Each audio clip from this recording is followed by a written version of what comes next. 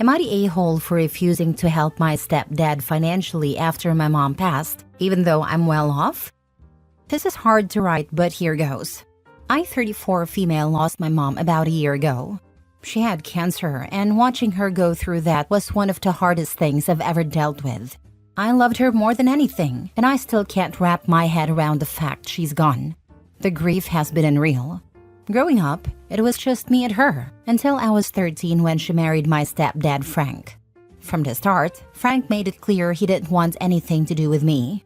He wasn't outright abusive, but the man made my life hell in other ways. He treated me like I was an unwanted guest in my own home. He didn't want to hear me, see me, or be bothered by me in any way. He never spoke to me unless it was to give me orders. Once I hit 14, he pretty much turned me into the household maid.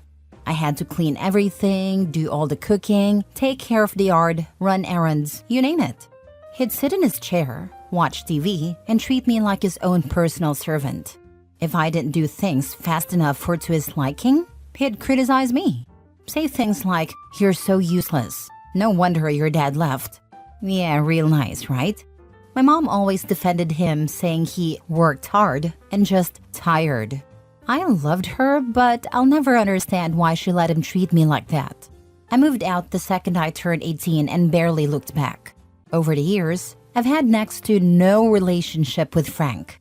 I only ever saw him because of my mom. Fast forward to a year ago when my mom passed, and now Frank's in serious financial trouble. Apparently, he didn't plan for anything, and they were barely scraping by. Now he's blowing up my phone, saying that since I'm doing well, I work in marketing and have done pretty well for myself, I should help him out with bills. He keeps talking about how I'm family and my mom would want me to take care of him. Here's where I might be the a-hole. I flat out told him no. I don't feel like I owe him anything. He made my life a nightmare and is only talking to me now because he wants something. I was nothing but an inconvenience to him growing up, and now he suddenly expects me to be the dutiful daughter and bail him out? I don't think so. But now he's calling me selfish and saying I'm dishonoring my mom's memory by abandoning him like this. I feel like he's trying to manipulate me, but then again, maybe I'm being too cold-hearted. He was married to my mom for 20 years, and I know she loved him. She would probably want me to help him, but I just can't bring myself to do it. Every time I think about giving him money, I get this anger inside me thinking about how he treated me when I was a kid. So am I the a-hole for refusing to help out my stepdad financially, even though I can afford to? Or am I being justified in cutting him off after everything he put me through? Now for the top comments. Not the a-hole. You are not obligated to help someone who mistreated you, even if they were married to your mom. Agreed. Frank treated Opie terribly growing up, and now he's only reaching out because he's desperate. You were not obligated to help someone who actively made your life miserable. Thank you. I was a servant a long time ago. Those times are gone. Don't even entertain this guy in his whinging. He made it clear you're not family to him, so take him at his word and block his number. She would probably want me to help him, but I just can't bring myself to do it. If that were the case, your mother should have had him treat you much better. I'm very sorry for the loss of your mother, but no, you are not the a-hole here. Basically, he brought this on himself by his negative behavior. Not the a-hole. This sounds like her mom made excuses for his awful behavior and didn't protect Opie. Not the a-hole. Block him and move on. I don't want to bash a deceased person, but her mom did not do well by her. I can't help but feel if she even did anything even minor for him, he'd show no damn appreciation toward her, and he probably would feel even more entitled. Next story. Am I the a-hole for refusing to take my sister's kids to school after they've been bullying my son? A bit of background. My sister Sarah and her 2 kids, Jake 14 male and Mia 12 female, recently moved in with us after Sarah went through a rough divorce. She's been staying with us for about 6 months now, and we've tried to be as accommodating as possible.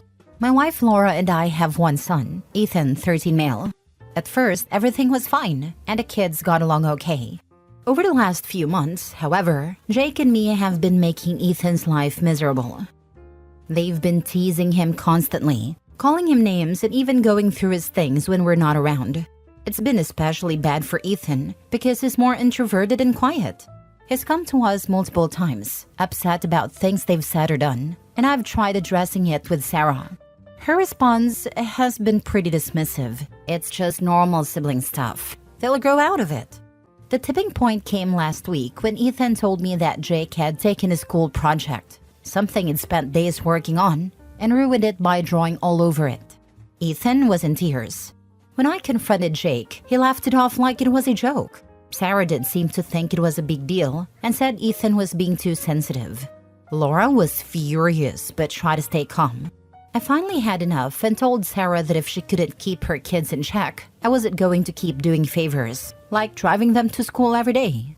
I've been taking all the kids to school since Sarah moved in because her car broke down and she hasn't been able to get it fixed. It's about a 20-minute detour for me, and I was happy to do it at first. But after all of this, I told her it was too much, and she needed to figure it out on her own. Now Sarah's upset, saying I'm punishing her and her kids over something small, and it's not fair for me to leave her stranded. She even went as far as to say I was being petty and holding a grudge against the kids. She thinks I'm overreacting, and should just let it go for the sake of family harmony. My wife is 100% on my side, and thinks Sarah's kids have been out of line for months. But now Sarah's giving me the cold shoulder and telling other family members that I'm being unreasonable. So am I the a-hole for refusing to drive them to school anymore? Overall, not the a-hole, but you only stated that you wouldn't drive them to school? Why the hell haven't you kicked them out? They are bullying your son. By ruining his school project, they're messing with his grades.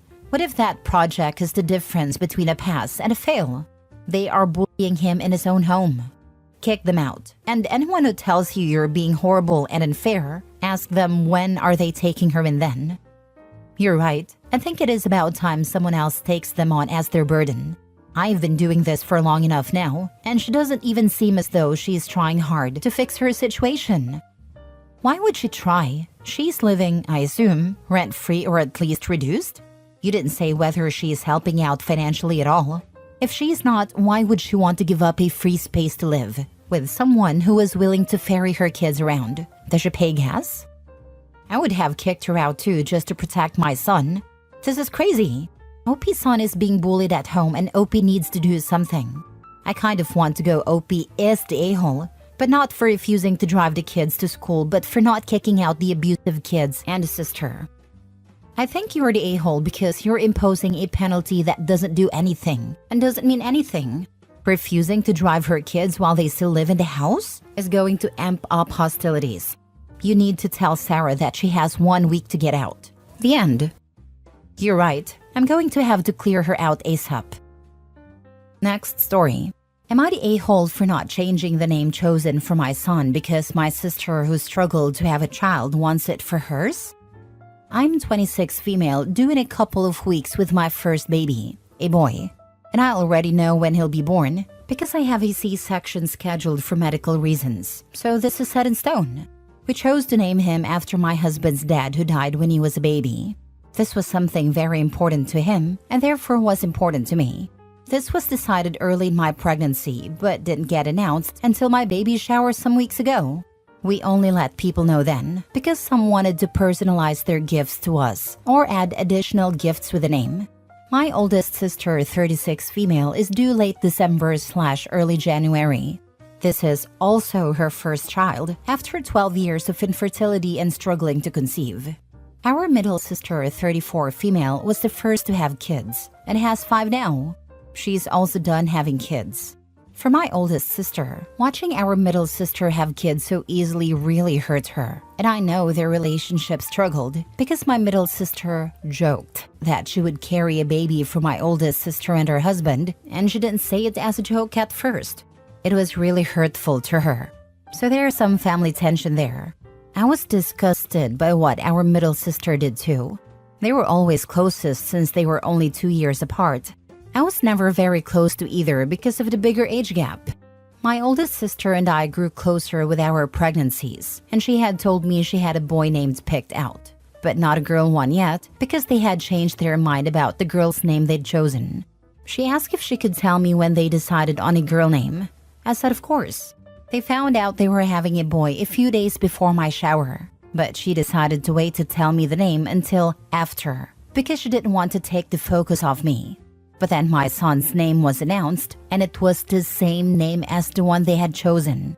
She asked me afterward if we could find another name. She said she really wants her son to have his own special name, and they've had this name chosen for 10 years.